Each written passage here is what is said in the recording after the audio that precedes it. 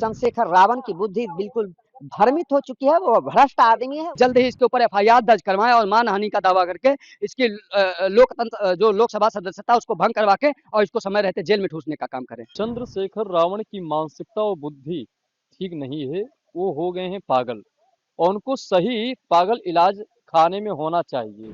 देखिए, नगीना के सांसद चंद्रशेखर रावण की बुद्धि बिल्कुल भ्रमित हो चुकी है, वो भ्रष्ट आदमी है, वह स्वयं अत्याचारी, पापाचारी, दुराचारी आदमी है। ऐसे दुराचारी आदमी जो हमारे जगत गुरु भगवान पद प्रतिष्ठित श्री रामभद्राचार्य जी के ऊपर इस प्रकार का अपशब्द का प्रयोग करना अत्यंत दुर्भाग्यपूर्ण है, निंदनीय है। इसकी जितनी निंदा की जाए उतना कम है। मैं देश के यशस्वी प्रधानमंत्री से, उत्तर प्रदेश के यशस्वी मुख्यमंत्री से मांग करूंगा, जिन्होंने संतों ने समाज के लिए, राष्ट्र के लिए, राष्ट्र की एकता के लिए, राष्ट्र की अखंडता के लिए सदैव तत्पर रहते हैं, परोपकाराय साधूनां परपीड़ाय च, इस प्रकार की भावना रखने वाले ऐसे महापुरुषों के ऊपर इस प्रकार का अभद्र भाषा का प्रयोग करना, अंधा कहना, पापी कहना कितना दुर्भाग्यपूर्ण है। संपूर्ण हिंदू जनमानस से और राष्ट्र की एकता के स्रोत में पिरोने वाले ऐसे महापुरुषों को करेगा इस प्रकार का टिप्पणी करेगा तो हम लोग कतई बर्दाश्त नहीं करेंगे और ऐसा मांग करूंगा कि कोई कठोर कार्रवाई इसके ऊपर होनी चाहिए। कोई ऐसा कठोर कानून आए जो इस प्रकार के हमारे पूज्य संतों के ऊपर, सनातन के ऊपर कुठाराघात करेगा, उसके ऊपर दंडात्मक कार्रवाई होनी चाहिए।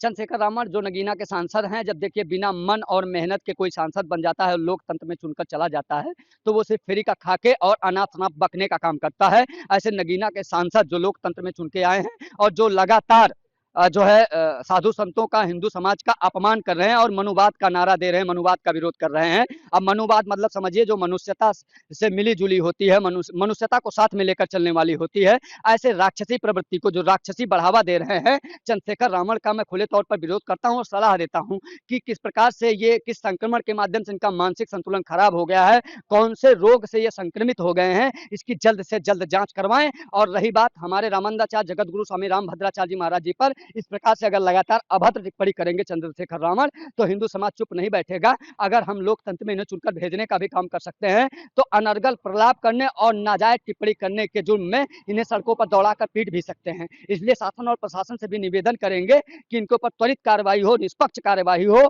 ऐसे लोगों को सुनने के लिए हिंदू समाज बाध्य नहीं है और जबरन हम इन्हें नहीं सुन सकते हैं कि हमारे हिंदुओं का, हिंदू धर्म गुरुओं का, सनातन का, हमारी परंपराओं का विरोध करेंगे। मैं नहीं मानता हूं कि इसकी मानसिक संतुलन ठीक है। इसको किसी मेंटल हॉस्पिटल में भर्ती कर ठीक ठाक डॉक्टर से दिखाने की आवश्यकता है और प्रॉपर दवा लेने की आवश्यकता है। किस तारीख को रामनगरी अयोध्या में बुद्ध संमेलन करने जा रहे हैं, क्या होगा? नहीं, इस प्रकार से अगर आप विवादित टिप्पणी करते हैं हमारे धर्म गुरुओं पर, हमारे धर्माचार्यों पर, फिर धर्म तीर्थ क्षेत्र में आप किस प्रकार से और किस मुंह से आप आएंगे। मैं मानता हूं कि ऐसे लोगों का विरोध किया जाना चाहिए जो अयोध्या में हमारे भगवान बुद्ध के नाम पर जो है यहाँ आएंगे और नाजायज राजनीति करेंगे और तमाम प्रकार के हिंदुओं का अपमान करने का काम करेंगे। तमाम प्रकार से ये स्वीकार्य नहीं होगा। हिंदू समाज का यदि कोई भी विरोध करता है और वो कहीं भी जनसभाओं को संबोधित करता है तो हिंदुओं को वहीं जाकर विरोध करना चाहिए। इस प्रकार की मानसिकता को हम नहीं स्वीकार करते हैं कि आप उनको जो है अपमानित करने का काम करेंगे। वो चलती फिरती यूनिवर्सिटी है, उनको आप अंधा बोलने का काम करते हैं। दिव्यांगजन को मानहानि का दावा करना चाहिए। मैं जगत गुरु रामभद्राचार्य जी महाराज जी के उत्तराधिकारी रामचंद्र दास जी महाराज जी से निवेदन करता हूँ, अध्यक्ष में दिवाकराचार्य महाराज, कि जल्द ही इसके ऊपर एफआईआर दर्ज करवाएं और मानहानि का दावा करके इसकी लोकतंत्र जो लोकसभा सदस्यता उसको भंग करवा के और इसको समय रहते जेल में ठूसने का काम करें। चंद्रशेखर रावण की मानसिकता और बुद्धि ठीक नहीं है, वो हो गए हैं पागल और उनको सही पागल इलाज खाने में होना चाहिए। जो तुलसी पीठाधीश्वर परम पूज्य श्री रामभद्राचार्य जी पर इस तरह बयान देने वाला, साधु संतों को लेकर के इस तरह बयान देना, या कहीं ना कहीं तो पागलपन का ही दौरा है ना, इसीलिए तो इस तरह बयान दे रहे हैं। जिनके नेत्र भी नहीं है, त्रिकालदर्शी हैं और ज्ञान है पूर्ण संपूर्ण, और ऐसे महापुरुषों को अगर चंद्रशेखर रावण दे रहे हैं बयान तो कहीं ना कहीं उनके बयान में उनको दंड मिलना चाहिए, जो संविधान के खिलाफ है। संविधान और कानून यह इजाजत नहीं देता कि किसी संत और किसी विषय पर, किसी भी व्यक्ति को लेकर, किसी महापुरुष को लेकर के आप इस तरह बयान देंगे, कहेंगे कि वो पगला चुके हैं, उनको पागल हो चुका है, वो नेत्रहीन है, इसीलिए उनके कर्म कुछ ठीक नहीं थे। अगर अच्छे कर्म होते तो रामभद्राचार्य जी का नेत्र होता, सबको देखने का दृष्टि होती। ये इस तरह बयान देना मूर्खता है और चंद्रशेखर को पूरे हिंदुस्तान से माफी मांगना चाहिए।